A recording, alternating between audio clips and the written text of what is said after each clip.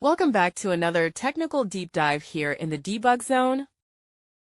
Today we're tackling a big question and breaking it down with insights from other users. Hopefully this clears up some misconceptions and helps you get the answer you need. So buckle up, stay a little curious, and let's jump right in.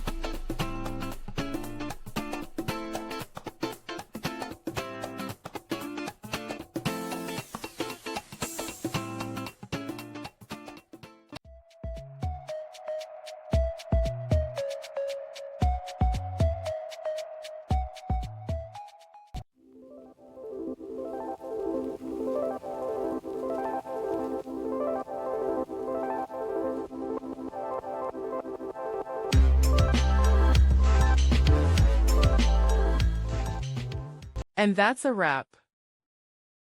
I hope you found the answer you were looking for. If you did, take a second to hit that subscribe button. It really helps out. And let me know in the comments which solution worked best for you. See you next time in the debug zone.